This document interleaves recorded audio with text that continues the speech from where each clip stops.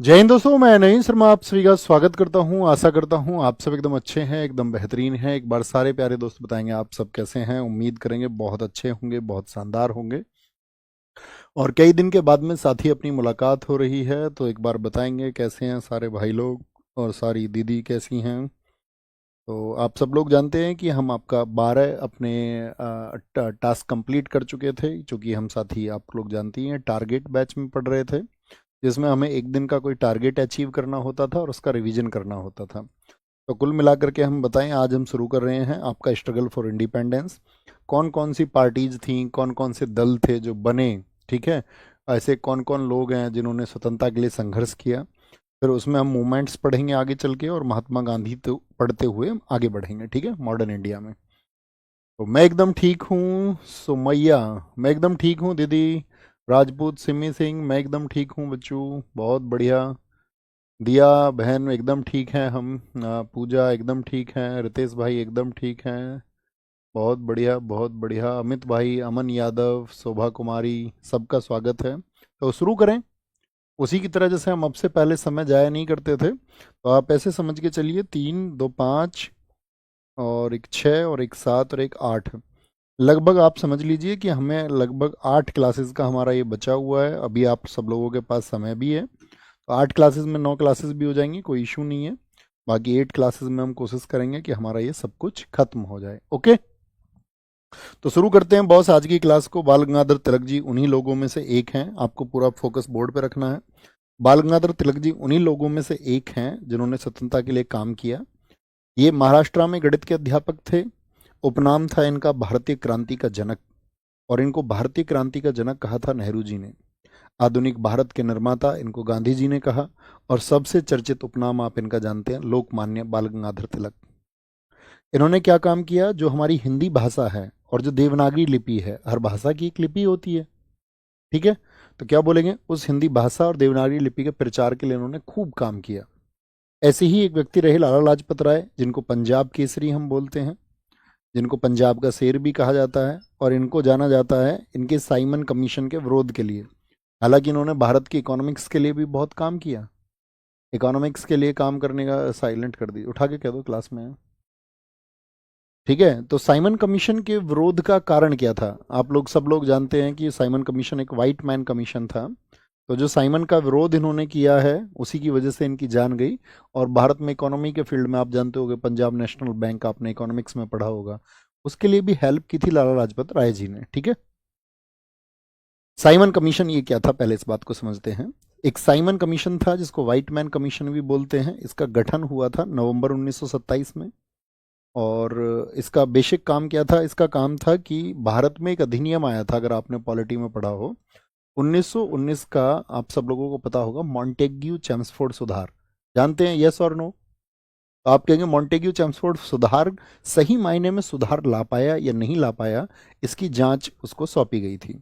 अध्यक्ष इसके John Simon को बनाया गया, और इन्हीं के नाम पर इसको साइमन कमीशन कहा गया। इसमें 7 सदस्य थे और सभी अंग्रेज थे, यही इसके विरोध का कारण बना। और इसी वजह से इसको बोला गया व्हाइट मैन कमीशन, कि भाई हम भारतीयों के अधिकारों की बात हो रही है, हम भारतीयों पर सुधार लागू हुए हैं या नहीं, तो कम से कम भारतीय तो इसमें होने चाहिए, इंडियंस तो इसमें होने चाहिए।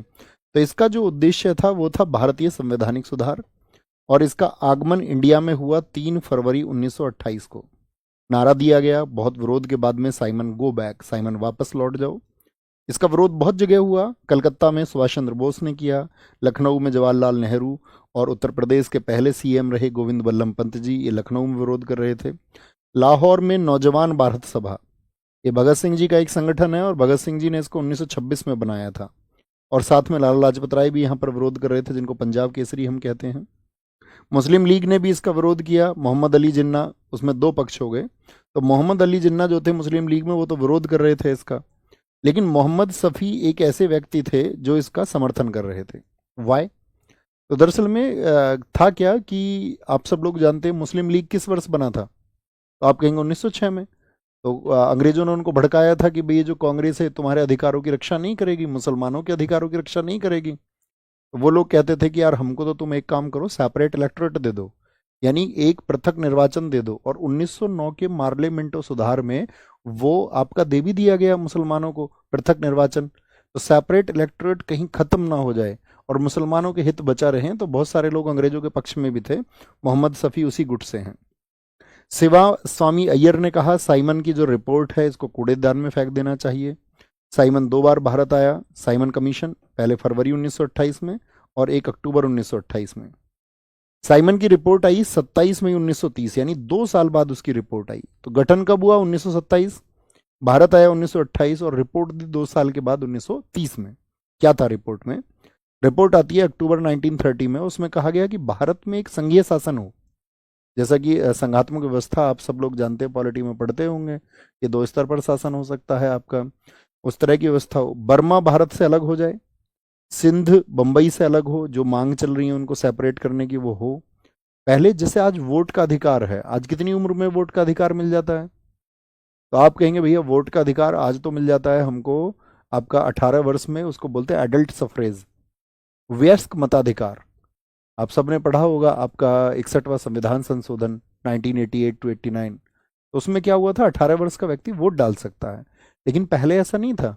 पहले जो अमीर लोग थे, जिनके पास कुछ टाइटल्स थे, जो टैक्स पेयर थे, जो कर देते थे भारत सरकार को, उनको ही वोट डालने का अधिकार था।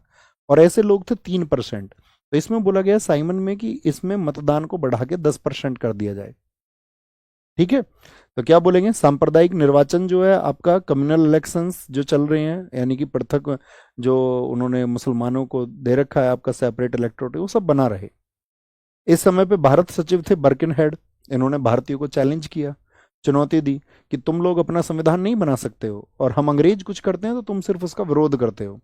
ठीक है, तुम अपना कुछ बनाना तुमको आता नहीं है और कोई तुमको व्यवस्था दे रहा है तो तुम सिर्फ अपोज करते हो।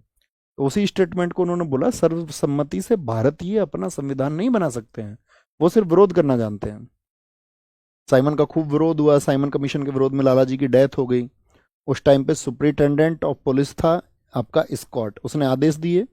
आप जानते हैं सैंडर्स वहाँ पर एएसपी था। इसने खूब लाठियाँ मारी लाला जी को, और जिसकी वजह से लाला जी की डेथ हो गई 17 नवंबर 1928 को। लाला जी ने स्टेटमेंट दिया, मेरे सिर पर लाठी का एक एक प्रहार अंग्रेजी शासन के ताबूत की कील बनकर के उभरेगा। और साथ में यहाँ पर जो नौजवान थे उन्होंने लाला जी की मौत का बदला लेने के लिए ठान लिया। हत्या का बदला पूरे 1 महीने बाद लिया गया, 17 नवंबर से 17 दिसंबर, पूरे 1 महीने के बाद में। इसमें बदला किसने लिया? भगत सिंह, राजगुरु और सुखदेव जी ने सैंडर्स को गोली मारी।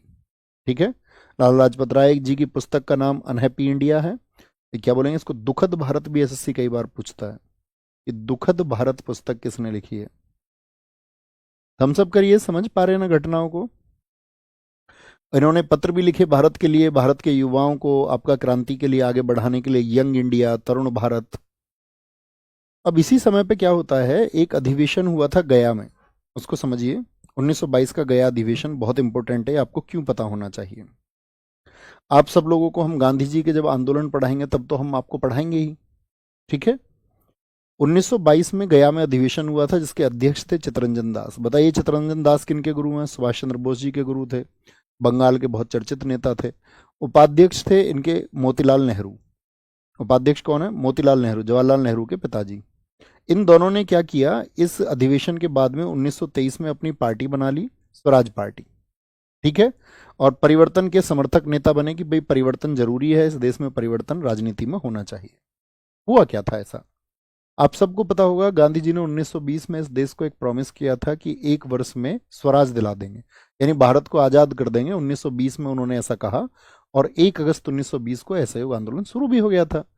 लेकिन आप सबको इतना भी पता होना चाहिए कि एक घटना हुई चोरी चोरा, क्योंकि गांधी जी ने जब कहा 1 वर्ष में स्वराज मिलेगा तो स्कूल छोड़ दिया स्टूडेंट्स ने जाना, लोगों ने अपनी जॉब छोड़ दी, टैक्स देना बंद कर दिया। तो 1922 में जब चोरी चोरा हुआ तो चोरी चोरा के बाद में गांधी जी ने किसी से विचार विमर्श नहीं किया।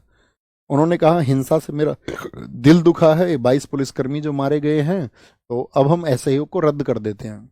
तो लोग गांधी जी के खिलाफ हो गए, यार मूवमेंट सही दिशा में जा रहा था, आपको इसको बंद नहीं करना चाहिए था। तो इसलिए गांधी जी के खिलाफ में एक तो बहुत सारे नेतागण हो गए। तो उन नेतागणों ने तो बनाई स्वराज्य पार्टी, और जो युवा अपना काम छोड़ चुके थे, अपनी पढ़ाई छोड़ चुके थे, वो युवा भी गांधी जी के इस डिसीजन से नाखुश हो गए। उन्होंने भी कहा कि भाई हम भी गांधी जी की नीतियों से आज़ाद नहीं होंगे, हम अलग से चलाएंगे। तो उन सब लोगों ने बनाए संगठन अलग, जैसे 1924 में एक संगठन बना HRA, हिंदुस्तान रिपब्लिकन एसोसिएशन, वही बाद में 1928 में HSRA बना। उन सभी के बारे में हमको जानना है। तो समझ गए क्यों ये गया अधिवेशन में ऐसा डिसीजन लिया गया स्वराज्य पार्टी बनाने का। 1923 में ही एक विशेष अधिवेशन हुआ जिसमें गांधी जी की नीतियों पर प्रश्न चिन्ह लगे कि भाई गांधी जी जो है जिस तरह से हमको आज़ादी दिलाना चाहते हैं सही नहीं है रास्ता, ठीक है, अंग्रेजों का विरोध तो करना ही पड़ेगा। तो गांधी जी को गिरफ्तार कर लिया गया इसके बाद में, चोरी चोरा जैसी घटना की वजह से। गांधी जी को इसके बाद में 6 वर्ष की सजा होती है, सुनाई जाती है 6 वर्ष की सजा, लेकिन 2 वर्ष के बाद में ही गांधी जी को आज़ाद कर दिया गया। ये सब आएंगी घटना, ये हम थोड़ा आपको संक्षेप में बता रहे हैं। तो हमने आपको बताया एक संगठन बना था HRA, ये भी गांधी जी से नाराज संगठन था, क्योंकि अभी हम पढ़ रहे हैं जो दल भारत की आज़ादी के कारण बने, HRA उन्हीं में से एक है। इसकी स्थापना 1924 में कानपुर में हुई। संस्थापक इसके सचिंद्र सान्याल थे, जिनकी बुक है बंदी जीवन। इसमें सदस्य आप देखिए, सदस्यों के नाम देख के ही आप समझ जाएंगे, क्रांतिकारी दल था। चंद्रशेखर आजाद, योगेश चंद्र चटर्जी, रोशन सिंह, ठाकुर रोशन सिंह, पंडित राम प्रसाद बिस्मिल, अशफाक उल्ला खां, राजेंद्र लाहिड़ी, भगवती चरण बोहरा, जिन्होंने फिलॉसफी ऑफ बम लिखी, क्रांतिकारियों को बम बनाना सिखाया। तो आप समझ रहे हैं इसमें सारे गर्म दल के लोग हैं या नहीं है? हाँ जी। तो इन सब का ऑब्जेक्टिव क्या था इस संगठन का? इन्होंने कहा कि जो हमारे देश में युवा हैं वो भी नेशनलिज्म की भावना को नहीं जानते। जैसे अभी आप देखो अपने आसपास के युवाओं को, आपके आसपास के युवा किस चक्रों में पड़ रहे होंगे? कोई जाति के नाम पे डिबेट करता होगा, कोई धर्म के नाम पे लड़ता होगा, तो बहुत सारे मुद्दे होंगे, लेकिन युवाओं में राष्ट्रवाद, सिर्फ राष्ट्रवाद उनकी प्राथमिकता हो, इसको जन्म देना है। सबको, जितने भी वयस्क लोग हैं उनको मतदान का अधिकार मिले। भारत को राज्यों का एक संघ बनाना है, क्योंकि भारत पहले बिखरा हुआ था देसी रियासतों में। आज़ादी के समय आपको पता है 565 रियासतें थीं। क्रांतिकारी आंदोलन करना होगा, ईंट का जवाब पत्थर से देना होगा। इन्होंने एक मैगजीन अपनी शुरू की जिसका नाम था क्रांति, मंथली मैगजीन आती थी युवाओं को इंस्पायर करने के लिए। एक इनका घोषणा पत्र आया कि हमारी डिमांड्स क्या हैं, जो मैंने अभी बताया आपको, यही इनकी डिमांड्स थी। तो इसमें इसके लेखक थे सचिंद्र सान्याल। इन्होंने कहा गांधी जी छद्मवेशी महात्मा हैं, ये तो समय के हिसाब से, छद्मवेशी समझते हो, जो अभी कुछ हो जाए, कल को कुछ कहने लगे, परसों कुछ कहने लगे। तो ये लोग, युवा लोग समझते थे कि यार गांधी जी की जो नीति है ना, जो नरम नीतियां हैं, उनसे आज़ादी नहीं मिलेगी। तो इन्होंने बोला गांधी तो छद्मवेशी, एक स्यूडो कैटल महात्मा है, छद्मवेशी महात्मा। सचिंद्र सान्याल और योगेश चंद्र चटर्जी की गिरफ्तारी के बाद HRA का नेतृत्व जो मिला, इन लोगों को गिरफ्तार कर लिया ब्रिटिश सरकार ने, तो राम प्रसाद बिस्मिल इस संगठन को चलाने लगे। अब इस संगठन ने तय किया कि अंग्रेजी सरकार को कैसे उससे लड़ा जाएगा। तो इनको पता चला एक ट्रेन जाती है काकोरी जगह पर, जो घटना हुई उसका क्या था, एक लखनऊ जाती थी, लखनऊ से सहारनपुर ट्रेन, और उसमें ब्रिटिशर्स का सामान जाता था। तो इन्होंने बोला इनका सामान इनसे लूटेंगे और इनके खिलाफ ही क्रांति करेंगे, तो इनको कमजोर करना है हमको। तो ये योजना बनाई किसने? राम प्रसाद बिस्मिल जी ने बनाई। ट्रेन का नाम था 8 डाउन ट्रेन, जो लखनऊ से सहारनपुर जाती थी ट्रेन। 10 लोग ये इस घटनाक्रम को अंजाम देने के लिए इकट्ठे हो गए, और मतलब ऐसी प्लानिंग थी, गोली कोई नहीं चलाएगा, सिर्फ डराना है। मनमत दास गुप्ता के हाथ में एक रिवॉल्वर थी, लेकिन जैसी भीड़, थोड़ी हड़बड़ाहट का माहौल हुआ, उनके हाथ से गोली चल गई और वो एक आदमी को लग गई। ओके। HRA के इस घटना के बाद में 40 सदस्य गिरफ्तार कर लिए गए। लखनऊ में 29 लोगों पर मुकदमा हुआ, 4 लोगों को फांसी हुई। तो बहुत पूछा जाता है कि वो 4 लोग कौन है जिनको काकोरी में फांसी हुई थी। ये आपसे पूछ लेगा निम्नलिखित में से कौन HRA का सदस्य है जिसको काकोरी घटना के लिए, काकोरी एक्शन के लिए फांसी नहीं हुई थी। तो एक तो ठाकुर रोशन सिंह थे, राजेंद्र लाहिड़ी थे, अशफाक उल्ला खां थे, आपका राम प्रसाद बिस्मिल थे। सरफरोशी की तमन्ना अब हमारे दिल में है, देखना है जोर कितना बाजुए कातिल में है, राम प्रसाद बिस्मिल जी ने लिखा था। तो ठाकुर रोशन सिंह जी को सबसे पहले फांसी हुई 19 दिसंबर, सॉरी, राजेंद्र लाहिड़ी को हुई सबसे पहले 17 दिसंबर को। ठाकुर रोशन सिंह को 19 दिसंबर को फांसी हुई, और रामप्रसाद बिस्मिल और अशफाक उल्ला खां को हुई। ये इनको जिस जिस जगह पे फांसी दी गई उन जगह के नाम है। 17 अन्य को सजा हुई। चंद्रशेखर आजाद फरार हो गए। देखो, चंद्रशेखर आजाद जी को अंग्रेज सरकार कभी नहीं पकड़ पाई। उन्होंने कहा था हम आज़ाद हैं, आज़ाद जिए हैं, आज़ाद ही मरेंगे, कभी ब्रिटिश सरकार के हाथ में नहीं आएंगे। और आप जानते हैं लास्ट में उन्होंने अल्फ्रेड पार्क में 27 फरवरी 1931 को खुद को गोली मार ली थी। उनकी मैगजीन थी, ठीक है, कोल्ट पिस्टल रहती थी उनके पास में। 8 मैगजीन में से उन्होंने 7 तो चलाई अंग्रेजों पर, जो आपका वहाँ पर लोग उनको गिरफ्तार करने के लिए आ गए थे, स्पाई जासूस बने हुए, और एक गोली अंत में खुद को मार ली थी। ठीक है, आगे आते हैं। मनमथ दास गुप्ता जिनके हाथ से गोली चली थी उनको 14 वर्ष की सजा हुई। सजेंद्र नाथ बख्शी को इस घटना के लिए काला पानी की सजा हुई थी। पूछ लेगा किसको काला पानी की सजा हुई? सजेंद्र नाथ बख्शी। अब इस संगठन को ब्रिटिश सरकार ने इतना सप्रेस किया, इतना दमन किया इसका, कि इन लोगों की सारी गतिविधि, सारी एक्टिविटीज पर रोक लग गई। और एक्टिविटीज पर सर जैसे पैटर्न चेंज हो जाएगा तो क्या नए क्वेश्चन बनेंगे? बच्चों बनेगा तो हिस्ट्री से ही ना। पैटर्न अगर चेंज होता है तो क्वेश्चन तो वहीं से बनेगा ना। क्वेश्चन ऐसा थोड़ी है महात्मा गांधी के लड़कों के नाम बदल देगा, या महात्मा गांधी के पिताजी का नाम बदल देगा, या महात्मा गांधी जी दक्षिण अफ्रीका में क्या संघर्ष कर रहे थे उस सबको बदल देगा। घटनाएं वही रहेंगी, सेम पैटर्न रहेगा। ओके। 1928 में एचआरए का नाम बदलकर, और कुछ बदलता नया आएगा तो सबके लिए आएगा, क्यों घबरा रहे हैं? 1928 में एचआरए का नाम बदल के क्या कर दिया इन लोगों ने? बोला इस संगठन को नाम बदलो, इस पर ब्रिटिश सरकार की बहुत कमांड है, इसको कर देते हैं एचएसआरए। ये एस नाम भगत सिंह जी ने सुझाया था, और एस का मतलब है इसमें सोशलिस्ट, सोशलिस्ट। एस वर्ड ये भगत सिंह जी का सुझाव था, सोशलिस्ट।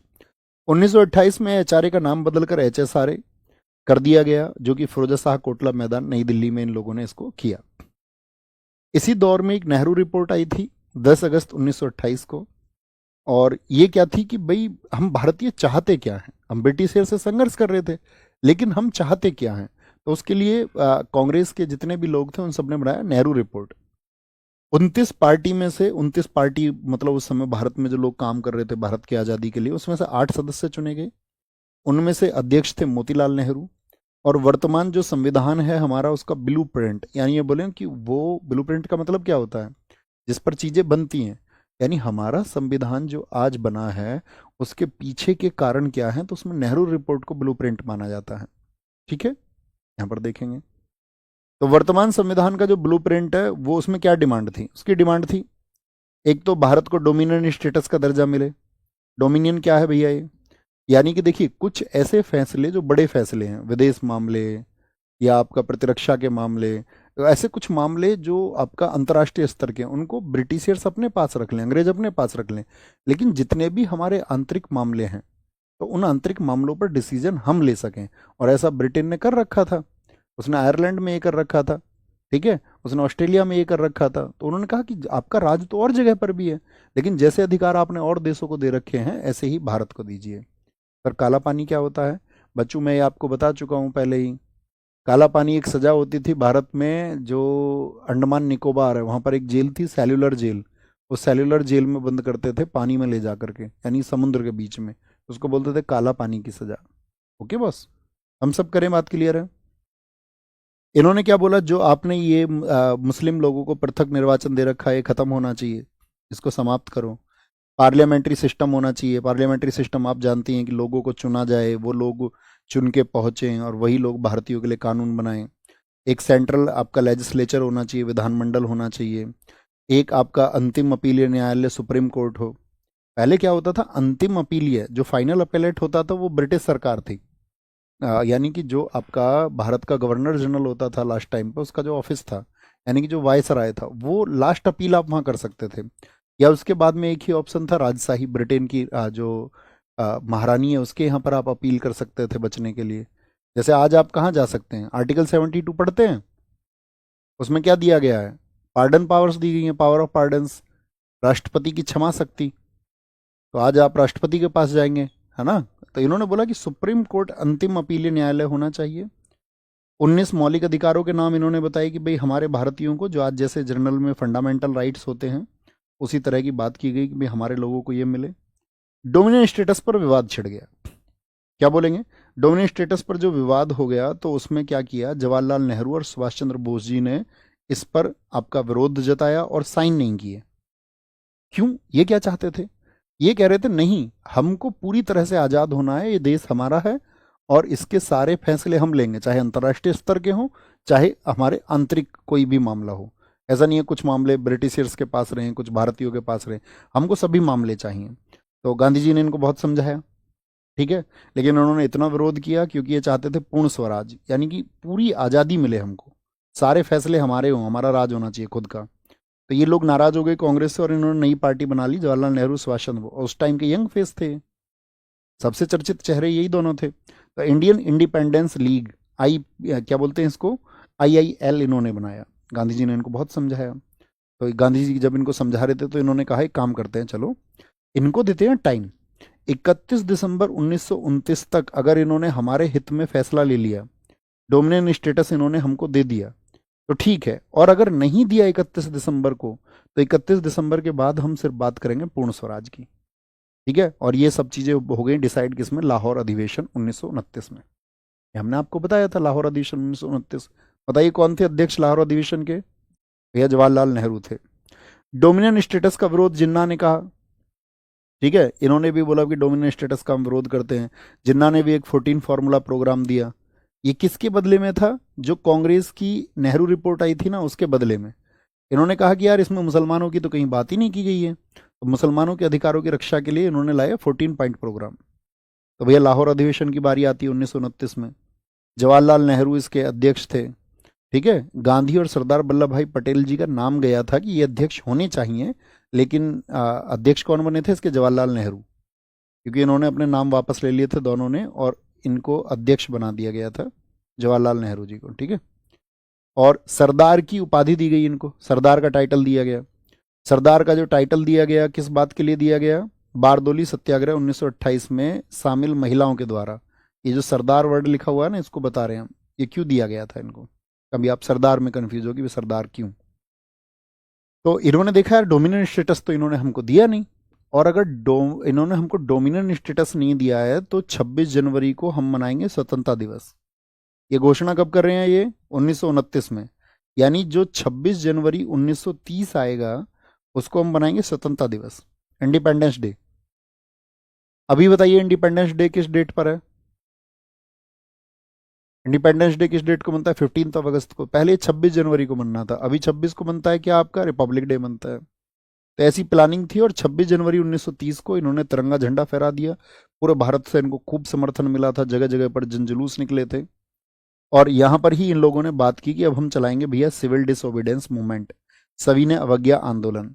ठीक है, सविनय अवज्ञा आंदोलन हम लोग चलाएंगे, और हमारी 11 डिमांड्स हैं। तो सविनय अवज्ञा आंदोलन किस वर्ष में चला? 1930 में ही चला। अब यहाँ पर कुछ छोटी छोटी घटनाएं आई थी जिनको आप महात्मा गांधी जी के माध्यम से ही समझ सकते हैं, जिसको हम बोलते हैं गांधी एरा। आप हमें बताएं गांधी जी भारत में किस वर्ष आए थे? तो गांधी जी आए 9 जनवरी 1915 को। अब गांधी जी ने अपने गुरु बनाए गोपाल कृष्ण गोखले। गोपाल कृष्ण गोखले ने उनको समझाया आप भारत दौरा कीजिए, भारत के बारे में पढ़िए, आप बाहर से आए हैं, यहाँ की राजनीति को समझिए। एक वर्ष तो गांधी जी का लगभग उसमें गुजरा। 1916 लखनऊ में था अधिवेशन। गांधी जी से वहाँ एक व्यक्ति मिले बिहार की समस्याओं को लेकर के, राजकुमार शुक्ल। उन्होंने बताया बिहार में किसानों को नील की खेती के लिए उकसाया जाता है, जबरन तरीके से उनसे खेती कराई जाती है, बहुत समस्याएं हैं, आप आओ एक बार वहाँ पर। आपने अफ्रीका में भी आंदोलन किए हैं। तो इस तरह से गांधी जी 1917 में चंपारण करते हैं, 1918 में खेड़ा किया, अहमदाबाद किया। तो गांधी जी की एक इमेज बनी देश में। लोगों को लगा कि यार ये व्यक्ति सही है, ये अपनी जो मतलब प्रोसीडिंग्स हैं उनको बहुत जायज़ तरीके से करते हैं। कभी ये हड़ताल रखते हैं, कभी ब्रिटिश सरकार से बात करते हैं, और इनकी चीज़ों से नतीजे मिल रहे हैं। तो गांधी जी के पक्ष में देश में बहुत सारा वर्ग हो गया, और 1919 तक ऐसा हो गया कि गांधी जी के बहुत सारे अनुयायी देश में हो गए, क्योंकि 3 आंदोलन के सफल हो गए, चंपारण, अहमदाबाद, खेड़ा। तो सबको लगा यार गांधी जी ही आज़ादी दिला सकते हैं हम।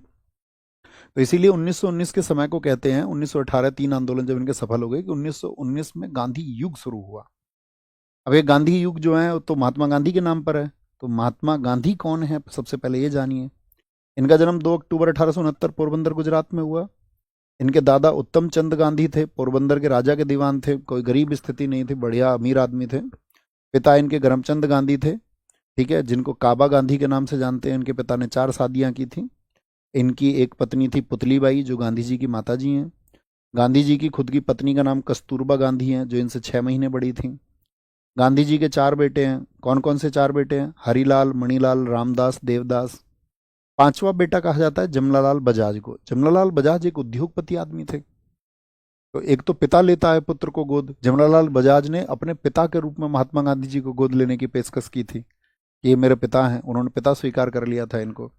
तो ये थे, इसीलिए इनको कहते हैं, इनके सगे बेटे नहीं हैं, एक बिजनेसमैन थे जमला लाल बजाज, जिन्होंने गांधी जी को अपना पता स्वीकार किया।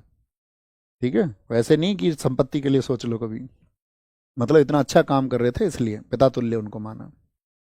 गांधी जी के 4 बेटों को जानिए, हरिलाल, मणिलाल, रामदास और देवदास। हरिलाल, हरिलाल 1930 में कुछ समय के लिए इन्होंने इस्लाम अपना लिया था, गांधी जी के बेटे ने, और अपना नाम अब्दुल्ला गांधी रख लिया था। लेकिन बाद में वो चेंज किया, लोगों ने उनको समझाया और ये आर्य समाजी हो गए बाद में। ठीक है। मणिलाल ये अफ्रीका चले गए थे, वहां से इंडियन ओपिनियन मैगजीन चलाते थे। गांधी जी के अंतिम संस्कार में जो मुखाग्नि दी थी वो उनके बेटे रामदास ने दी। रामदास के बेटे का ही नाम है गांधी जी के पोते हुए, यानी कि कानू गांधी। ये कौन है? गांधी के पोते हैं। महात्मा गांधी जी के पर्सनल फोटोग्राफर थे। ठीक है, गांधी जी के जो भी फोटोज इमेज देखते हैं तो उनके पोते ही क्लिक करते थे। कानू गांधी इनके पोते की जो वाइफ थी, यानी पुत्र वधु आबा गांधी, इन्हीं की गोद में ही जब गांधी जी की हत्या की थी नाथुराम गोडसे ने, तो जो बिरला भवन परिसर है उसके बाद में गांधी जी ने जो अंतिम सांसें ली थी वो अपनी पुत्र वधु की गोद में, क्योंकि ये इनके साथ में ही रहती थी उस समय जब ये प्रार्थना वगैरह में जाते थे। ठीक है। देवदास, आपके अगर हम बात करते हैं, ये देवदास हैं उनके चौथे बेटे। ये हिंदुस्तान जो टाइम्स आप चलता है अखबार आप देखते होंगे, उसके संपादक थे। 1882 में गांधी जी की शादी हुई। 1888 में गांधी जी लंदन गए। पहली बात ये पूछा जाता है, गांधी जी बैरिस्टर बनने के लिए। देखिए, आपने कई बार सुना होगा, एक तो होता है आपका लॉयर, एक होता है एडवोकेट, एक होता है बैरिस्टर। अंतर क्या होता है? लॉयर का मतलब है जब आप सिर्फ एलएलबी की पढ़ाई कर रहे हैं, वकालत कर रहे हैं आप, उस समय पर आप लॉयर हैं। जब आपकी वकालत खत्म हो जाएगी या आप किसी के पक्ष में कोर्ट में अपनी बात रख रहे हैं, किसी का पक्ष आप रख रहे हैं, तब आप हो जाते हैं एडवोकेट, अधिवक्ता। जब आप किसी का पक्ष कोर्ट में रख रहे हैं, पढ़ाई के दौरान नहीं, कोर्ट एडवोकेट नहीं बोल सकते आप खुद को, तो आप कोर्ट के दौरान जब आप किसी का पक्ष रख रहे हैं तब आप एडवोकेट है। लेकिन यही लॉ की पढ़ाई यदि आप ब्रिटेन से करके आओगे, ब्रिटिश कंट्री से करके आओगे, तो आपको बोला जाएगा बैरिस्टर। क्या बोला जाएगा? बैरिस्टर। तो 3 साल में ये पढ़ाई करके वापस आते हैं, लंदन से वापस आ गए, बंबई में इन्होंने आपका प्रैक्टिस शुरू कर दी।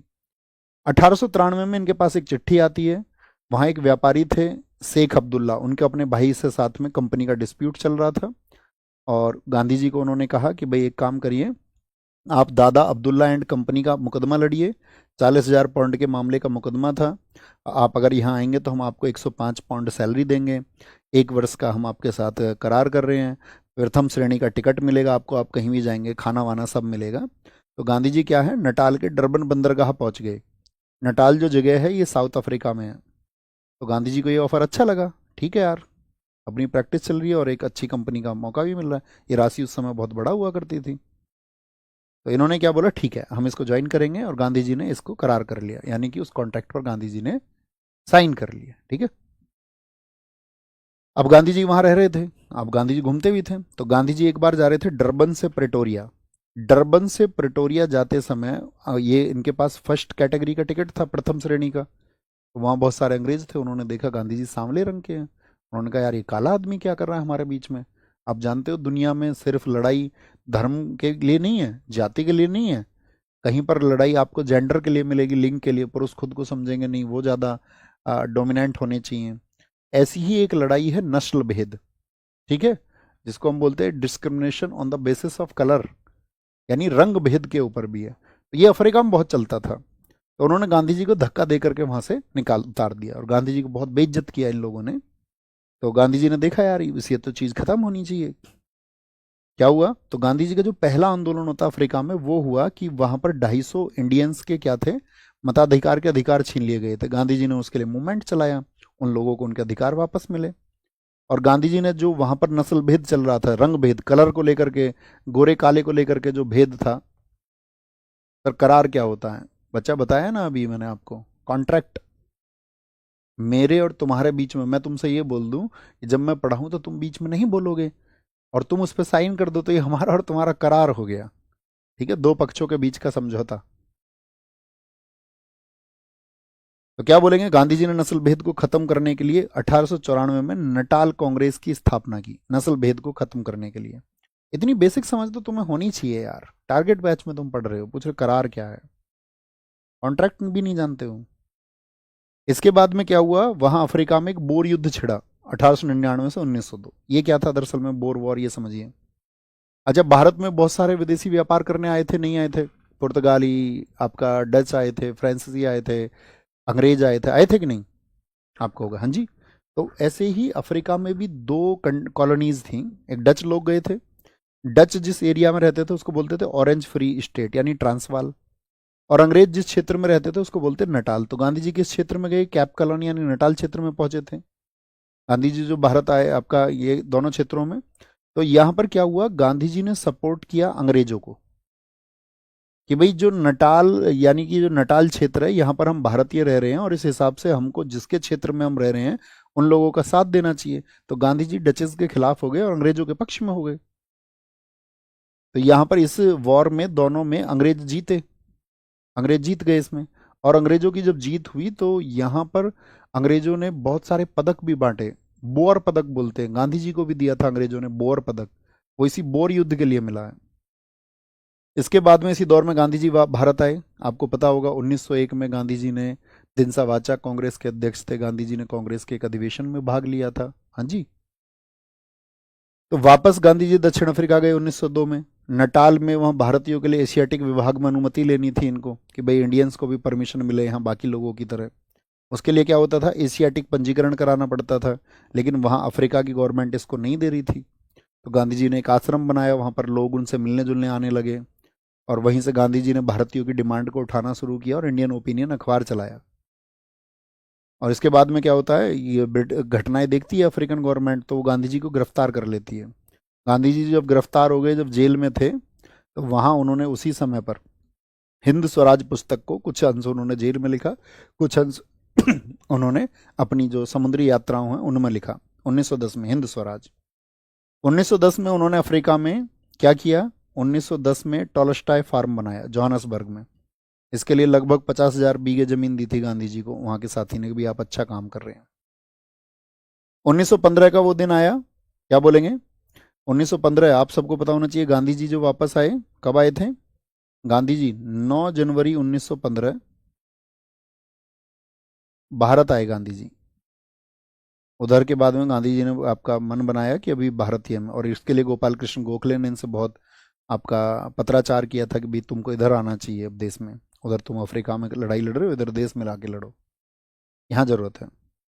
1915 में अहमदाबाद के कोचरम गांव में जब ये यहाँ पर आए तो कोचरम गांव में इन्होंने एक सत्याग्रह आश्रम बनाया कि भाई एक अपना जगह बना लेते हैं। उसी जगह को इन्होंने 1917 में साबरमती आश्रम, आपको पता होना चाहिए गांधी जी कहाँ रहते थे, साबरमती आश्रम में, दांडी यात्रा तक अपनी 1930 तक। 1930 के बाद में उन्होंने कह दिया था कि भाई मैं साबरमती वापस नहीं जाऊंगा, नमक कानून तोड़ के जाऊंगा, ब्रिटिश सरकार को पीछे बैकफुट पे करके तब जाएंगे। तो उसके बाद में वो चले गए थे आपका महाराष्ट्र में, एक आश्रम बनाया था उन्होंने, सेवाग्राम आश्रम, 1936 के दौर में। जो इन्होंने ये साबरमती आश्रम बनाया तो इसके लिए एक बिजनेसमैन थे अंबालाल साराभाई। इन्होंने यहाँ पर गांधी जी जिस हिस्से में रहते थे उसको बोलते थे हृदय कुंज, हृदय कुंज क्षेत्र था। गांधी जी से मिलने जितने भी लोग आते थे, गेस्ट रूम उसको बोला जाता था नंदिनी कक्ष, सब लोग नंदिनी कक्ष में मिलते थे। क्वेश्चन पूछा है बीपीएससी ने, बहुत अच्छा क्वेश्चन पूछा था, गांधी जी साबरमती आश्रम में जिस कक्ष में अतिथियों से मिलते थे उसका क्या नाम है? बातें मत करिए साथी, पढ़िए, एग्जाम पोस्टपोन्ड हो सकता है, नहीं एमटीएस हो सकता है, नहीं हो सकता, हमें नहीं पता है। आप पढ़िए सिर्फ, होगा तो सबको पता चल जाएगा, नहीं होगा तो सबको पता चल जाएगा। 9 जनवरी 1915 को गांधी जी भारत वापस आए थे। और जब 1915 में गांधी जी भारत वापस आए तो मुझे बताओ फर्स्ट वर्ल्ड वॉर की टाइमिंग क्या थी? हमने स्टैटिक जी के में आपको बताया था 1914 से 1918 ये चला है first world war. First world war में आपको पता होगा मित्र राष्ट्रों की तरफ से एक तरफ ब्रिटेन था, एक तरफ आपका जर्मनी और उसके सहयोगी थे। तो जो ये ब्रिटेन था, ब्रिटेन किस पर राज कर रहा था? भारत पर। तो ब्रिटेन क्या उम्मीद रखता था कि भारतीय हमारा साथ दें, लेकिन भारतीयों ने क्या किया, भारतीयों ने कहा कि नहीं, इनका साथ मत दो, इन्होंने हमारे ऊपर बहुत अत्याचार किए हैं और यही समय सही है इनसे अपनी मांगे मनवाने का। तो गांधी जी जब यहाँ पर आए तो गांधी जी ने लोगों को समझाया कि नहीं, हमारा उत्तरदायित्व ये बनता है कि ब्रिटिशियर्स हम पर रूल कर रहे हैं, तो हमारी नैतिक जिम्मेदारी बनती है कि हम अपने राजा का साथ दें। तो प्रथम विश्व युद्ध में लोगों ने गांधी जी के ऐसे स्टेटमेंट पर उनको कहा कि ये तो भर्ती करा रहे हैं आर्मी में लोगों को, तो गांधी जी को बोल दिया भर्ती कराने वाला सार्जेंट। अंग्रेज बहुत खुश हुए, गांधी जी तो अपने पक्ष के आदमी हैं यार। गांधी जी को अंग्रेजों द्वारा केसर हिंद की उपाधि दी गई 1915 में, ठीक है। और इस उपाधि को इन्होंने वापस किया आपका 1917 नहीं, 1920 में असहयोग आंदोलन के दौरान किया था। गांधी जी के राजनीतिक गुरु गोपाल कृष्ण गोखले थे, और आध्यात्मिक यानी कि स्पिरिचुअल टीचर रायचंद्र, ये उन्हीं गलियों में पैदा हुए थे जहां पर गांधी जी थे आपका, यानी पोरबंदर की गलियों में। गांधी जी से बस 2 वर्ष बूढ़े थे, मतलब उम्र में 2 वर्ष ज़्यादा थे, लेकिन गांधी जी को अध्यात्म से संबंधित चीज़ें यही समझाते थे। अध्यात्म समझते हैं, जिस चीज़ को आप टच नहीं कर सकते हैं, बाकी चीज़ें मेटेरियलिस्टिक हैं, भौतिक हैं, यानी आप चीज़ों को छू सकते हैं। वो सारी चीज़ें दुनिया में जिनको आप छू सकते हैं वो भौतिक चीज़ें हैं, लेकिन इनसे परे भी तो बहुत सारी चीज़ें हैं जिनको नाम आपने सुना होगा। आत्मा क्या है, परमात्मा क्या है, ब्रह्म क्या है, ठीक है। तो आप कहेंगे ऐसे शब्दों के सवाल, तो वो हो गए आध्यात्मिक प्रश्न, आध्यात्मिक। तो ऐसे चीज़ों के लिए रायचंद्र उनके साथ थे। गांधी जी ने जो स्टडीज़ की थी उसमें उन्होंने हंगर स्ट्राइक को सीखा था। रस्किन ब्रिटेन के एक लेखक हैं, बहुत अच्छे विचारक हैं। इनकी एक बुक थी unto the last, Gandhi ji इससे इंस्पायर थे। आंदोलन करने चाहिए किसी भी चीज़ के लिए, गांधी जी ने लियो टॉल्स्टॉय को पढ़ के सीखा। लियो टॉल्स्टॉय की बुक है war, piece and Anna Garena. तो हमने बताया 1915 में गांधी जी आए। क्या सलाह दी उनके गुरु गोपाल कृष्ण गोखले ने कि 1 वर्ष अध्ययन करो। 1916 में लखनऊ अधिवेशन था, और यहीं पर गांधी जी को 2 व्यक्ति मिले। हम आपसे पूछेंगे लखनऊ अधिवेशन के अध्यक्ष कौन थे। लखनऊ अधिवेशन के अध्यक्ष कौन थे, मुझे बताएंगे फटाफट से। तो यहां पर इनको 2 व्यक्ति मिलते हैं, राजकुमार शुक्ल और संत राउत। इन लोगों ने बताया बिहार की समस्याओं के बारे में, कि वहां पर गिरमिटिया मजदूरी कराई जाती है लोगों से। तो गिरमिटिया मजदूरी आंदोलन समाप्त हो गया 1917 में गांधी जी के प्रयासों से। तो पीर मोहम्मद यूनुस, जिनको चंपारण का हीरो कहते हैं इन्होंने ही उन लोगों को गांधी जी के पास भेजा था, राजकुमार शुक्ल को, कि भाई आप समस्याएं जा करके बताएं, गांधी जी को इसके लिए लीड करना चाहिए। तो 1917 का जो चंपारण आंदोलन हुआ, चंपारण जगह पड़ती है बिहार में। कुछ व्यक्ति जिन्होंने इस आंदोलन में भाग लिया था वो व्यक्ति थे आपके राजेंद्र प्रसाद, जेबी कृपलानी, ब्रज किशोर प्रसाद, नारायण सिन्हा, इनका नाम था नारायण प्रसाद सिन्हा, रामनाथी प्रसाद। तो ये कुछ व्यक्ति हैं जिन्होंने एक समूह बनाया कि भाई अब हमको बिहार चलना है। बिहार में ये लोग गए और वहां पर इन्होंने क्या किया, 3 कठिया प्रणाली को समाप्त करा दिया, नील की खेती पर रोक लग गई।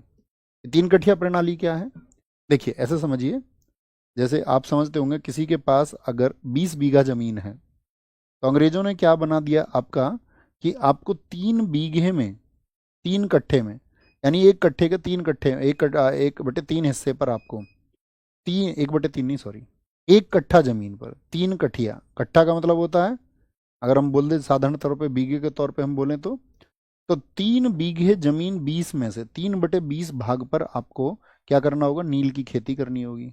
अब ये क्यों, क्या दिक्कत है नील की खेती से फिर।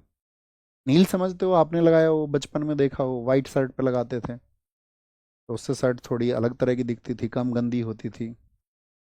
नील की डिमांड बहुत थी यूरोप में, क्योंकि सूती वस्त्रों का अच्छा काम चल रहा था।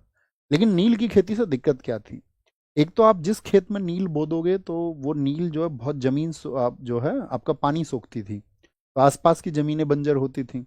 एक समय पे बाकी जगह के जो, मान के चलो 3 हिस्से में तो नील बो दिया, बाकी 17 हिस्से का उत्पादन जो है वो कमजोर हो जाता था। इस नील को पैर से दबाना पड़ता था, उससे किसानों के पैर बहुत खराब होते थे, पैर बहुत ज़्यादा खराब होते थे, तो इसलिए लोग परेशान थे बिहार में। लेकिन धीरे धीरे क्या हुआ, इस समय पर आपका बहुत सारे, अगर हम आपसे बोलें कि नील के अलावा ये वो दौर था दुनिया में जब आपका बहुत सारे सिंथेटिक कलर्स की खोज होने लगी थी। पहले रंग नहीं थे बहुत ही, लाल पीला नीला बैंगनी काला, उतने रंग नहीं होते थे पहले। सफ़ेद रंग होता था ज़्यादातर लोगों के, आप देखोगे धोती सफ़ेद, कुर्ता सफ़ेद, टोपी सफ़ेद। तो धीरे धीरे क्या कलर्स आने लगे, तो कलर्स आने लगे तो अंग्रेज खुद इस स्थिति में आ गए थे कि भाई अब सिर्फ नील से काम नहीं चलेगा, अब सिंथेटिक कलर मार्केट में आ गए हैं। तो अंग्रेज भी ये चाहते थे इस चीज़ को बंद हो। तो गांधी जी का जो मूवमेंट था वो सफल हो गया चंपारण। गांधी जी ने वहां देख करके जा करके देखा लोग अपनी डिमांड नहीं उठा सकते हैं, या लोग इतना कि यहाँ पे शिक्षा का स्तर नीचा क्यों है। तो गांधी जी ने वहाँ पर शिक्षा के लिए भी काम किया। बरहवा लखन सेन गांव में स्कूल खोला, मधुबन में स्कूल खोला। कलकत्ता से बिहार गांधी जी 10 अप्रैल को पहुंचे थे। ब्रिटिश अधिकारियों ने उनको रोक के लिए पूरे इंतजाम किए थे, लेकिन गांधी जी ने अपनी बात रखी, और 19 अप्रैल 1917 से चंपारण आंदोलन शुरू कर दिया गया था। चंपारण, नील की खेती पर रोक हो इसके लिए क्या किया गया था, वहां पे एक जांच समिति बनी, जिसके अध्यक्ष थे फ्रैंक सलाई। गांधी जी भी इसमें एक सदस्य रहे। और इस समिति ने कहा कि हाँ, नील की खेती में बहुत सारे नुकसान हैं और जबरन किसानों पर इसको थोपा जा रहा है, इसको बंद कर दिया देना चाहिए। तो वो बंद कर दी गई। तो ये क्या हुआ, गांधी जी का पहला सफल आंदोलन हुआ। तो मुझे बताएं, पूछा जाएगा चंपारण आंदोलन किस वर्ष था, तो आप कहेंगे भैया चंपारण आंदोलन जो है आपका 1917 में गांधी जी का पहला सफल आंदोलन है। इसी आंदोलन के तुरंत बाद रविन्द्रनाथ टैगोर ने इनको महात्मा कहा। और इसके बाद में 3 स्कूल बने, बरहवा लखन, बेसरहरवा गांव में मधुबन विद्यालय, ये स्कूल खोले गए थे उस टाइम पर। अब गांधी जी की तो डिमांड बढ़ी, तो क्या हुआ था, गुजरात के अहमदाबाद में 15 मार्च 1918 अहमदाबाद में मिल मजदूरों की एक हड़ताल चल रही थी। हुआ क्या था, अभी आपने देखा होगा कोरोना, कुछ टाइम पहले पेंडेमिक आया, तो कोरोना महामारी की वजह से बहुत सारे लोग अपने गाँव में चले गए, काम धंधे सब छोड़ करके। इतनी महामारी फैल गई, तो ऐसी एक महामारी फैली थी इंडिया में, प्लेग। तो प्लेग में भी मजदूर छोड़ के जा रहे थे, तो कंपनी वालों ने क्या वादा किया उनसे भी, आप काम मत छोड़ के जाओ, हमारा प्रोडक्शन बहुत नुकसान में हो जाएगा, तो आप एक काम करिए, प्रोडक्शन कीजिए और हम आपको बोनस देंगे, आप इतने कठिन समय में हमारा साथ दे रहे हैं। भैया कितना बोनस देंगे, तो इन्होंने बोला कि भैया 50% बोनस देंगे, जितना आपका तनख्वाह बनता है उसका आधा और देंगे। तो प्लेग बीमारी फैली थी इस समय पर, प्लेग में बोनस देने का ऐलान किया अंग्रेजों ने। आपका अंग्रेजों ने क्या, उसमें ज़्यादातर तो फैक्ट्री मालिक जो थे वो उन्होंने किया था मजदूरों को प्रॉमिस। तो यहाँ पर फिर उनको जब आपका क्या हुआ कि बाद में बोनस दिया नहीं गया, तो इस आंदोलन की शुरुआत की अनुसुईया बेन ने, और बाद में गांधी जी को चिट्ठी लिख करके उनको भी जुड़ा। मजदूर क्या मांग रहे थे, 50% चाहिए, मालिक कह रहे थे नहीं अब 20% देंगे, जब ऐसी डिमांड है। तो गांधी जी गए, गांधी जी ने 35% पर यानी बीच में मना लिया। भैया गांधी जी का ये आंदोलन भी सफल हुआ या नहीं हुआ, क्या जर्नली हो गया था, नहीं। गांधी जी यहाँ पर 21 दिन भूखे रहे थे। यहीं पर गांधी जी ने भूख हड़ताल प्रयोग किया और वहां पर मिल मालिक झुक गए। बहुत सारे मालिक थे, जैसे हमने बोला ना अनुसुईया बेन, ये आपका, अगर हम आपसे बात करें जो अभी हमने बताया था ना आपको, गांधी जी के आश्रम के लिए, साबरमती आश्रम के लिए पैसा किसने दिया, सारा भाई ने पैसा दिया। तो सारा भाई की सिस्टर अनुसुईया अनुसुईया बेन, इनके भाई की भी फैक्ट्री थी। देख रहे हैं कितनी कमाल लेडी हैं, आजकल की कोई लेडी हो तो देख ले मेरे भाई की फैक्ट्री है, मेरे भाई को नुकसान हो जाएगा, लेकिन वो चाह रही है नहीं, शोषण हो रहा है और हमें इसके खिलाफ आवाज तो उठानी चाहिए कम से कम। यहीं पर गांधी जी ने ट्रस्टीशिप का सिद्धांत दिया। ट्रस्टीशिप बोले तो भैया, यानी इन्होंने कहा कि यार तुम लोग मालिक लोग हो, तो जो लोग तुम्हारे लिए मेहनत करते हैं तुम्हें उनके ख्याल रखने होंगे, यही ट्रस्टीशिप है। अब गांधी जी की और डिमांड बढ़ी, तो खेड़ा में क्या हो रहा था, खेड़ा में आपका भाई पहले क्या होता था कि बहुत सारा जो खेती थी वो किस पर डिपेंड करती थी, बारिश होगी तो अच्छी खेती होगी, क्योंकि पहले ट्यूबवेल वगैरह ये लाइट इतनी अच्छी नहीं थी। तो किसान जो है नेचुरल रेन पर डिपेंड करते थे कि यार वर्षा होगी तो फसल होगी, और फसल अगर वर्षा नहीं होती तो फसल अच्छी नहीं होती थी, और फसल अच्छी नहीं होती थी तो फिर क्या है, किसानों को नुकसान, एक तो फसल अच्छी नहीं हुई प्लस में टैक्स देना पड़ता था, लगान देना पड़ता था। तो ये क्या बोलते थे कि नहीं यार फसल अच्छी नहीं हुई तो लगान नहीं देना चाहिए। तो ऐसी स्थिति आई खेड़ा में। खेड़ा कहाँ पर है, गुजरात में, गुजरात में। इसका क्रम लगाने को आ जाता है, गांधी जी का पहले हुआ चंपारण, फिर आपका क्या हुआ, ऐसे याद रखना, अहमदाबाद, ए अक्षर पहले आता है, एपएनआर सभी ने पढ़ा होगा, ख खरगोश बाद में आता है, तो पहले अहमदाबाद हुआ है फिर आपका खेड़ा हुआ है। यह आंदोलन किसानों के लिए किया गया था। यहीं पर गांधी जी और वल्लभ भाई पटेल मिले थे। वल्लभ भाई पटेल ने अपनी वकालत छोड़ दी और किसानों के लगान को माफ करने का काम इन्होंने किया था यहाँ पर, मतलब बहुत कम दरों पर उसको फिर वसूला गया। अकाल संहिता इसी समय पर बनी, एक फेमाइन कोड होना चाहिए, अगर देश में बारिश नहीं हुई, अकाल पड़ा, तो क्या होगा उस स्थिति में। तो 25% से कम पैदावार यदि कभी भी हुई तो कोई लगान नहीं लिया जाएगा। मोहनलाल और शंकरलाल ने गांधी जी को पत्र लिखा था, यार अकाल के लिए तुम काम करो। गांधी जी के सहयोगी बने थे इसमें अनुसुईया बेन, गांधी जी के सचिव बने थे महादेव देसाई, बाद में गांधी जी के साथ ही काम करते रहे। और सरदार पटेल एक एडवोकेट पर्सन थे। सरदार पटेल जी का ये देश ऋणी रहेगा। आपको कभी अध्ययन करना हो तो सरदार पटेल जी का करिएगा, ठीक है, अपने जीवन में। जो आप देखेंगे ना, जैसे हम कहते हैं कि क्रांतिकारियों का महत्व है इस देश को बनाने के लिए, इस देश के बहुत सारे विजनरी लीडर्स हुए जिन्होंने देश को बनाया, उन्हीं में से एक महान व्यक्ति हैं सरदार वल्लभ भाई पटेल हमारे देश में। हालांकि उनको बहुत कम आंका जाता है, स्टूडेंट्स को बहुत कम ज्ञान है उनके, लेकिन आप देखोगे जो आज भारतवर्ष हम देखते हैं, ये अगर संभव हो पाया तो एक व्यक्ति की दूरदर्शिता की वजह से संभव हो पाया। तो आप कभी पढ़ोगे तो अध्ययन करके तुम पाओगे, उन्होंने अपने साथ में जो 2 लोग, के एम पणिक्कर और दूसरे व्यक्ति थे उनके वीपी मैनन, ये दो व्यक्तियों के सहयोग से उन्होंने कैसे भारत को एकजुट किया था, इसका जरूर अध्ययन करना। अब आपको पता होगा फर्स्ट वर्ल्ड वॉर कब से कब तक चला। फर्स्ट वर्ल्ड वॉर 1914 से 1918। गांधी जी ने कह दिया था कि भाई ब्रिटेन की हेल्प करेंगे हम, इनके साथ सेना में शामिल हो। तो गांधी जी कहते थे कि अंग्रेज आज अगर हम अंग्रेजों की हेल्प करेंगे तो भविष्य में हमारी हेल्प करेंगे और हमको जो है ये आज़ादी देंगे। तो अंग्रेज तो चेकने खड़े थे, काहे को आज़ादी देने वाले थे, वो हमको कोई आज़ादी नहीं देने वाले थे। उनको पता था कि जैसे ही ये फर्स्ट वर्ल्ड वॉर खत्म होगा इन भारतीयों की डिमांड्स बढ़ेंगी कि भाई हमने तुम्हारा साथ दिया है, अब तुम अपने प्रोमिस पूरे करो और हमको आज़ाद करो।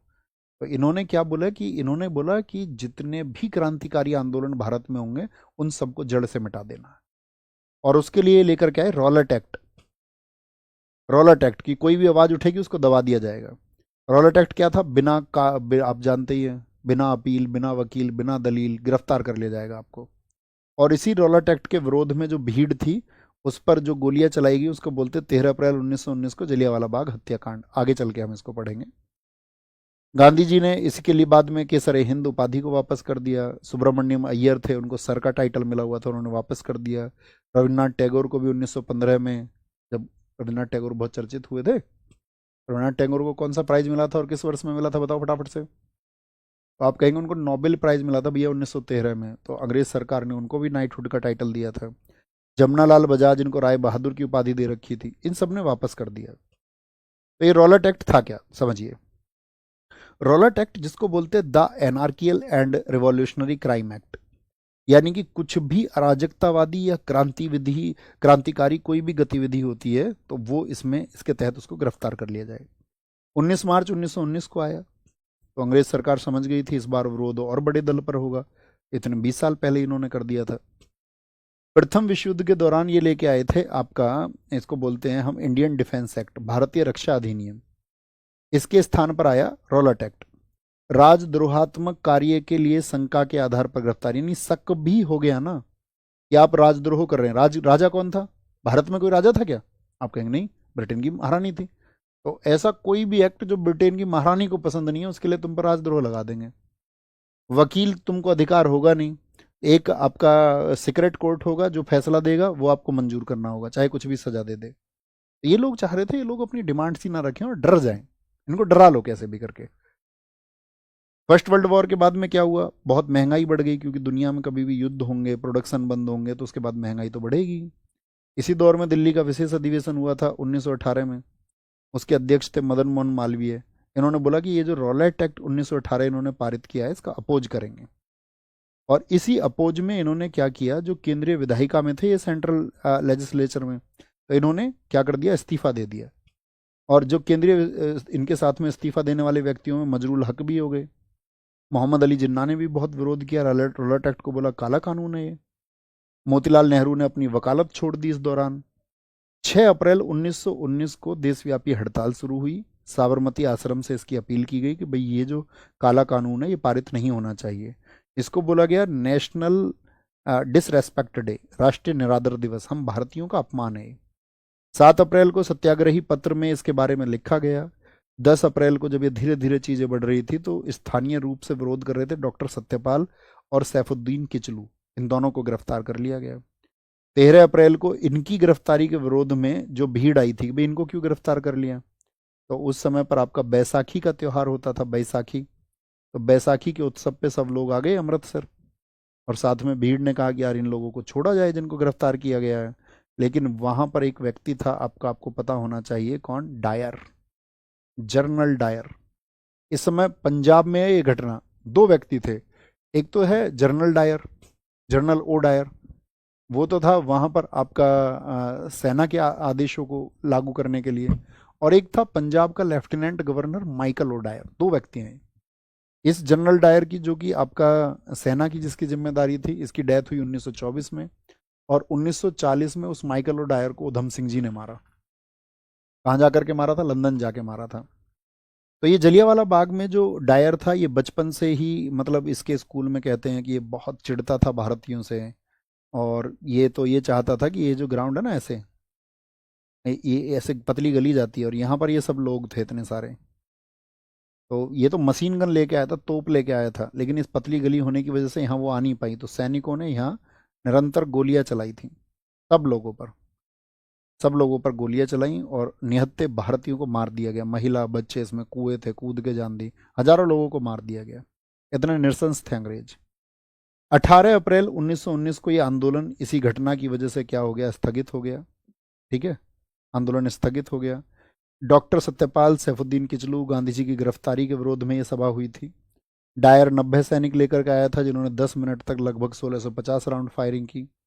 दीनबंधु एडरीज ने कहा कि ये अंग्रेजों द्वारा जानबूझकर की गई हत्या है। रविन्द्रनाथ टैगोर कह रहे थे सभ्य सरकार द्वारा की गई असभ्य घटना। देखिए, रविन्द्रनाथ टैगोर को अंग्रेज सरकार सभ्य सरकार लगती थी और इस घटना को असभ्य कहा। ये नहीं कहा उन्होंने असभ्य सरकार द्वारा की गई असभ्य घटना, उतना जोर ही नहीं दे पाते थे बहुत सारे लोग। रविन्द्रनाथ टैगोर ने अपनी नाइटहुड की उपाधि वापस कर दी। सरोजिनी नायडू ने केसर हिंद वापस किया। महात्मा गांधी ने केसर हिंद वापस किया। शंकरन नायर, इनकी अभी एक मूवी आई थी रिसेंट में, आपने देखा होगा। सोम भाई, कौन सी मूवी आई थी वो? अभी जलियांवाला बाग भी उसमें दिखाया गया। शंकरन नायर ने किस तरह से उन लोगों का पक्ष रखा था, ये भी उस मूवी में दिखाया गया था। कौन सी मूवी थी? अभी आई थी रिसेंट, देखिए ना, शंकरन नायर। अब बच्चा बताएगा कोई, आप बताओ। अभी आई थी रिसेंट, हम नाम भूल रहे हैं उसका। हाँ, केसरी टू, याद आया हमें अभी। केसरी टू मूवी आई थी, तो शंकरन नायर के कैरेक्टर पे ही है उस टाइम पे, घटनाओं पे। तो ये क्या थे, ये एग्जीक्यूटिव में होते थे गवर्नर की, लेकिन भारतीयों के लिए उन्होंने इस्तीफा दे दिया। बहुत ईमानदार लोग भी रहे हमारे देश में। आप ये नहीं कह सकते हैं कि दुनिया बहुत बेकार है। दुनिया खराब हो सकती है, लेकिन जो अच्छे कुछ लोग हैं ना, उन वो एक्सेप्शन है, अपवाद है, वो हमेशा होते हैं। जिन्ना ने इसको कत्लेआम कहा कि भाई ये कत्लेआम है। हाउस ऑफ लॉर्ड्स, जो आपका वहां पर, जैसे हमारे यहाँ पर होते हैं ना लोकसभा राज्यसभा, ऐसी ब्रिटेन में होता हाउस ऑफ लॉर्ड्स। तो उन्होंने तो डायर को बहुत सम्मान दिया। मॉर्निंग पोस्ट अखबार ने डायर के काम की बहुत तारीफ की, उसको 30,000 रुपये दिए गए, 12,000 पाउंड के इनाम दिए गए, एक तलवार दी गई उसको कि तुमने कितना महान काम किया है। माइकल डायर, जो वहाँ का लेफ्टिनेंट गवर्नर था पंजाब का, उसने उसको बताया कि ये तो एक उचित कार्यवाही है। देख रहे हैं आप क्या मानसिकता है। लेकिन बाद में भारतीयों ने इसकी जांच के लिए बहुत विद्रोह किया, तो इसकी जांच हंटर समिति ने की। हंटर जो समिति बनी, उसका अध्यक्ष हंटर है, इसलिए उसका नाम हंटर समिति है। उसमें सदस्य थे 8। कितने सदस्य थे? 8 सदस्य थे, जिसमें 5 अंग्रेज थे और 3 सदस्य थे। चिम्मनलाल सीतलवाड़, जगत नारायण साहबजादा, सुल्तान अहमद, ये 3 भारतीय हैं। इन्होंने जो रिपोर्ट आई, उस रिपोर्ट में आया 379 डेथ हुई हैं, सिर्फ 1200 लोग घायल हुए हैं, और डायर निर्दोष है। सबसे बड़ी बात देखिए क्या कह दिया गया, डायर निर्दोष है। और चुपचाप डायर से रिजाइन करने के लिए बोल दिया कि तुम रिजाइन करो और आराम से रहो। और 1927 में, सॉरी हमने 24 बोला था, 1927 में डायर की डेथ हो गई। लेकिन बाद में कांग्रेस ने अपनी समिति, तहकीकात समिति के द्वारा इसकी जांच कराई, जिसके अध्यक्ष मदन मोहन मालवीय थे। इसमें 9 सदस्य थे। रिपोर्ट गांधी जी ने इसकी सौंपी, और इसमें डायर को दोषी बताया गया, और इसमें बताया गया कि हजारों जान हमारे देश के लोगों की ले ली गई। ठीक है, तो यहाँ तक का हमारा आज का टारगेट था। कल के टारगेट में हम पढ़ेंगे असहयोग आंदोलन क्या था और उसके बाद के घटनाक्रम क्या है। तो आज के टारगेट को आप एक बार रिवाइज करेंगे, ठीक है दोस्त, और बहुत अच्छे से आप अपने टारगेट को अचीव करते हुए चलें। एग्ज़ाम आएगा तो रिवीजन अच्छे से करते रहना है, हमेशा अपनी पढ़ाई पर फोकस करते रहिए। अपना ख्याल रखिए, बहुत सारा बाय बाय। क्योंकि देखिए, आप कहीं भी भटक जाएंगे ना दोस्त, तो उस समय पे कोई ना कोई चुपचाप पढ़ रहा होगा, बहुत मेहनत कर रहा होगा। तो जब आप कभी असफल हों, तो ये मत सोचना कि मेरे हिस्से में ये नहीं आया और इसके हिस्से में जो आया, क्योंकि उसके हिस्से में सफलता लाने के लिए जो अप्रोप्रिएट टाइम उसको लगाना था, जो उपयुक्त समय उसको लगाना था, वो यहाँ पर लगा रहा था। आप उस रेस में पीछे मत रहना, अच्छे से पढ़ना, अपना ख्याल रखना। बाय बाय, टेक केयर, जय हिंद, जय भारत, नमस्ते।